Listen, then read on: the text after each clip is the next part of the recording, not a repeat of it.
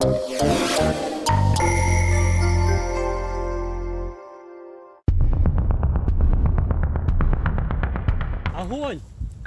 Плюс. Пострел! Кабанчик в небе 9 секунд. Ну, я разумею, что я офіційна на фронт я не могу вернуться. Ось, але калі я нейкім чынам і траплю на фронт, то праз месяц мои ныркі просто канчаткова памруць. І мне трэба будзе дыяліз. Ось, таму арганізм за мяне зрабіў выбар. Ось, вярнуў мяне ў мірнае жыццё, не даўшы мне права выбіраць, заставацца мне на вайне ці мець магчымасць вярнуцца з яе.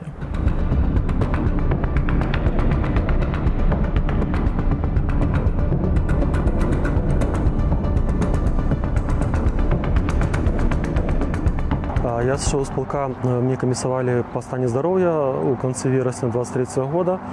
Па выніках маёй хваробы, якая ўзнікла пасля Бахмута, гэта ныркавая недастатковасць і гломерулонефрыт. Прыкладна 2 месяцы падбіралі лекі з пераменным поспехам. То бок то аналізы ўніз шлі, то ўверх, то ўніз, то ўверх. Мы там капельніцы з гармонамі калолі. Ну і выніку назначылі больш моцныя лекі пад назвай Селсепт. Ну і выпісалі. Ось. Ну і прыкладна гэта было ў канцы жніўня, з таго моманта да студзеня месяца 24-го я у лекараў не назіраўся. Таму што ў Украіне мяне камісавалі, я ўжо быў там на нелегальным становішчы 3 месяцы апошнія, пакуль МСЭК не прайшоў. А тут, пакуль прыехаў, пакуль запісаўся, таксама былі свае нюансы. Таму я чакаю, калі атрымаю афіцыйны статус, і там ужо буду вырашаць пытанне з працай. Вось, нарэшце змагу нармальна трапляць да лекараў, вось, і лікавацца. Ну і пішу кнігу. Я магу зачытаць невялікі урывак сваёй будучай кнігі. Вось, гэта пра лазавое, адна з 19 частак. Так, напрыклад, калі для мяне самым складаным момантам аперацыі была эвакуацыя параненага украінскага афіцэра, то папік расказваў пра пераправу праз раку пад варожым абстрэлам. Я чуў, што па хлопцам працавалі не толькі мінамёты, але і град. Папік быў адным з 3 хлопцаў, што неслі мае рэчы, якія скінуў я перад тым, як пайсці на пошукі параненага украінскага афіцэра. І ён расказваў, што да апошняга, стомлены за сотні баявой аперацыі без адпачынку, намагаўся данесці нейкую маю рэч. І ўжо ў самой рацэ пад абстрэлам, прыкладаючы ўсю сілу волі, каб данесці маю рэч, ён зразумеў, альбо я сам не выйду з гэтай ракі і пляснуся ў яе без сіл, альбо трэба скідаць. І ён выкінуў. У лютым мінулага года, 23-го, моя дзяўчына даслала на фронт мне календар мова вольных. Вось, я спачатку не вельмі быў гэтаму рады, кажу, што тут буду з там календаром адрыўным рабіць, ну куды я яго тут прысабачу. Вось, у выніку я павесіў яго каля трафарэту, на сцяне была выява Касца Каліноўскага, гэта ў Часовым Яры. Вось, і каля гэтай вось выявы я павесіў гэты календар. І што я рабіў спачатку, гэта я проста кожны дзень перагортваў старонку і рабіў фотаздымак і посціў у сябе ў сацыяльных сетках. Вось, слова дня там было, беларускае. Вось, пасля гэта вось перарадзілася ў тое, што я шукаў тое слово, якое сёння на календары, і фоткаў яго ужывую з гэтым лістком календара. Рускія адтуль страляюць туды. Надо переждать просто. И вот еще прилет. Дом. Война, безумоўна, яна мяняе людзей, хто ўдзельнічаў у баявых дзеяннях. Ну, для сябе я значу так, што я проста пераглядзеў на свае каштоўнасці некаторыя. Калі коротка, то гэта я раней вельмі баяўся страціць траўматычную ампутацыю, баяўся, да? Вось, ніколі не баяўся нейкіх аперацый, нейкіх там момантаў, калі там разрэжуць, потым зашьюць, і гэта зажыве. Вось, але баяўся нейкіх такіх ампутацый траўматычных. Але гэта ў мяне прайшло перад тым, як мы пайшлі ў вёску Лазавое.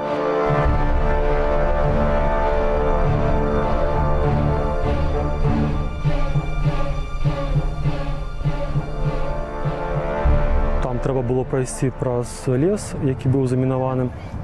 Вось. І вось 2-3 дні перад гэтай вось баявым, так сказать, выхадам я просто перагледзеў сваё стаўленне да ампутацыі. Ну, бывае, ёсць пратэзы, вось, і таму мне стало прасцей удзельнічаць у гэтай аперацыі з такім змененым светапозіркам. Мы сейчас охраняем переправу, заступили на суточное дежурство. Вот. И я вот тут немножко подкопал окоп. Папик собирает ветки, чтоб мягче. С Лисичанска. Чтоб мягче было, да, привет. Мы оховали с папиком переправу, Лисичанск, Северодонецк, водную переправу. Ось. Пасля я вяртаўся у Вільню рабіць документы. У мяне віза падыходзіла да заканчэння. І вярнуўся я зноў другі раз на вайну, гэта сярэдзіна верасня 22-го года. І літаральна праз 2 тыдні я трапіў на баявое, гэта было пад Гуляйполе. Ось, я тут уже працаваў з проціватанкавым ракетным комплексам «Мілан». Ось. Мы тады зрабілі засаду, быў бой.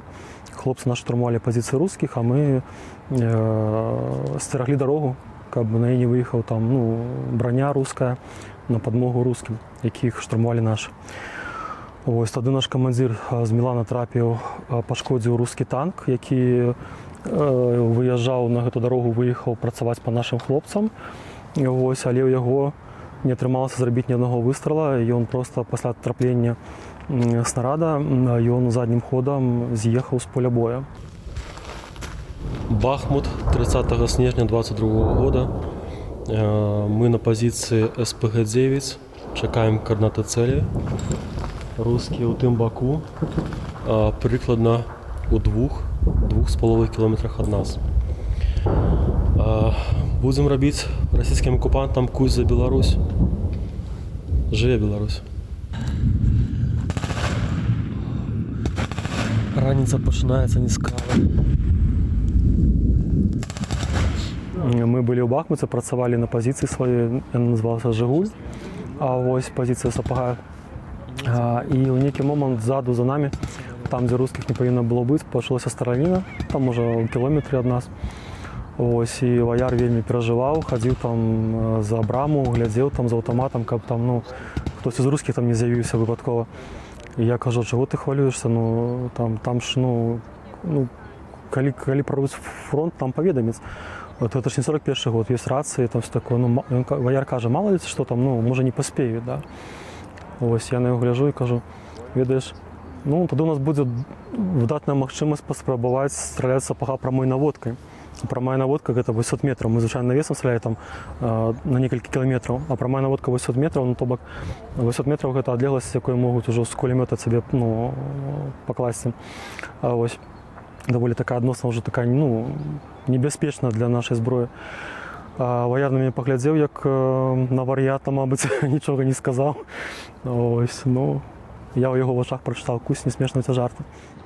Калі б мне было магчымасць вярнуцца на вайну, ці вярнуўся б я на вайну, я скажу так, што у любым выпадку я б зрабіў бы перапынак на некалькі месяцаў. Ось, а потым, хутчэй за ўсё, я вярнуўся бы на вайну. Чаму я зрабіў бы перапынак? Таму што псіхалагічна можна з вайны не вярнуцца. Ось. І я лічу, што трэба час ад часу рабіць перапынак, каб не здацца на вайне галавой. Ось. У кожнага сваё месца, дзе чалавек больш эфектыўны. Я лічыў, што маё месца больш эфектыўна, і больш эфектыўным я лічыў сябе на нулі. Да зароку! Да зароку! Беларусь! Беларусь! Беларускія добраахвотнікі – гэта надзея на вызваленне Беларусі. І людзі, якія гатовы стаць заўтра, узяць у рукі зброю і са зброяй у руках, альбо іншым чынам рызыкаваць сваім дабрабытам, сваім здароўем, сваім жыццём дзеля вызвалення Беларусі. Гэтых людзей трэба падтрымліваць абавязкова. Як білися наші продки!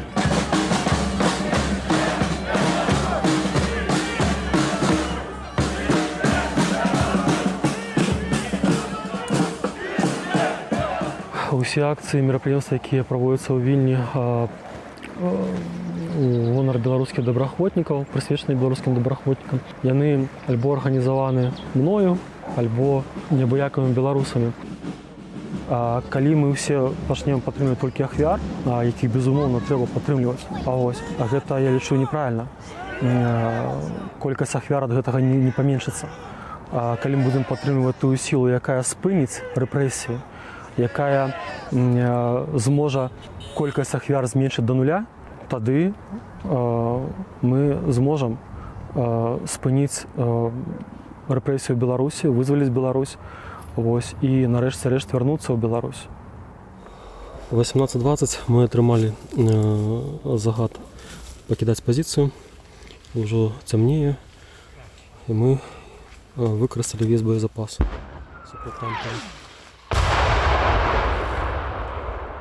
Гэта рускія страляюць. Весь боезапас, акрамя адной тэшкі. Абаронцам Украіны я хочу пажадаць моцы духа, вытрымкі і ў канчатковым выніку перамогі ў гэтай вайне над Расіяй.